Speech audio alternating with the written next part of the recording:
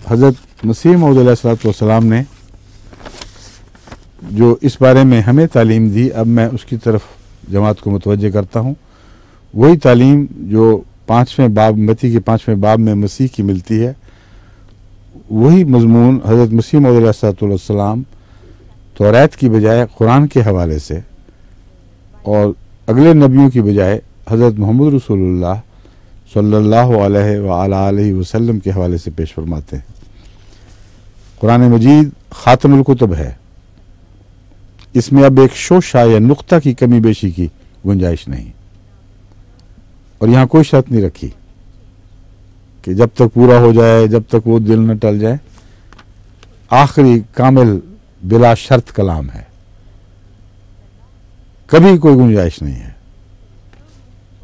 قرآن مجید خاتم الکتب ہے، اس میں اب ایک شوشہ یا نقطہ کی کمی بیشی کی گنجائش نہیں ہے. حضرت محمد رسول اللہ صلی اللہ علیہ وآلہ وسلم خاتم الانبیاء ہیں.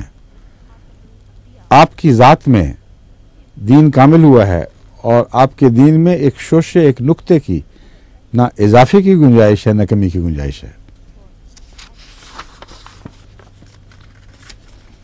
پھر ازالہ اہام جلد اول، یہ ملفوظات جلد 8 سے لیا گیا تھا والا، صفحہ 245.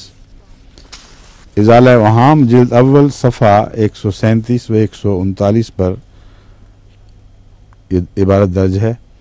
اور ہم پختہ یقین کے ساتھ اس بات پر ایمان رکھتے ہیں کہ قرآن شریف خاتم کتب سماوی ہے، اور ایک شوشہ یا نقطہ اس کے شرائع اور حدود اور احکام اور اوامر سے زیادہ نہیں ہو سکتا اور نہ کم ہو سکتا ہے.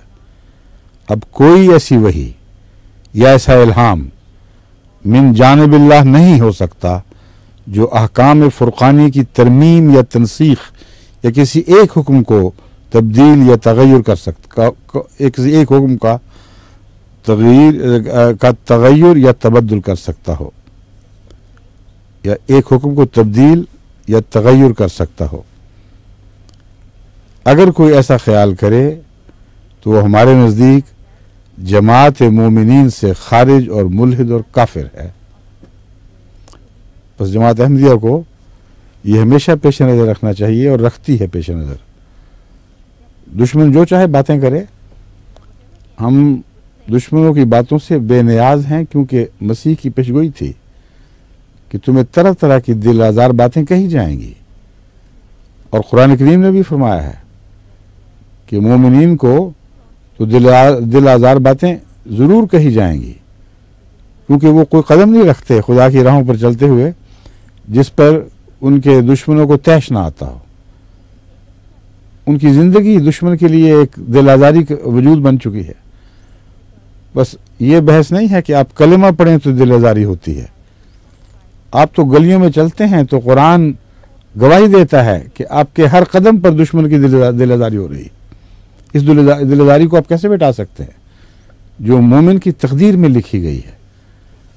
بس آپ دل آزاری کی خاطر قدم نہیں رکھتے، لیکن وہ قدم جن لوگوں کے لیے دل آزاری مقدر ہے ان کو بہت تکلیف پہنچاتے ہیں. بس یہ ہے وہ صورت، دشمن کی باتوں سے دلگیر نہ ہوں اور ان آسمانی نصائح پر مضبوطی سے قائم ہو جائیں.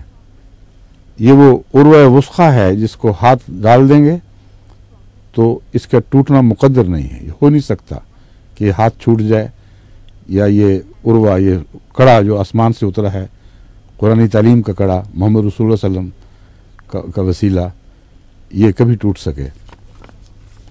قرآن شریف کی برابر حفاظت ہوتی چلی آئی ہے کہ ایک لفظ اور نقطہ تک اس کا ادھر ادھر نہیں ہو سکتا. اس قدر حفاظت ہوئی ہے کہ ہزاروں لاکھوں حافظ قرآن شریف کے ہر ملک اور ہر قوم میں موجود ہیں، جن میں باہم اتفاق ہے، ہمیشہ یاد کرتے ہیں اور سناتے ہیں. الحکم 17 فروری 1906.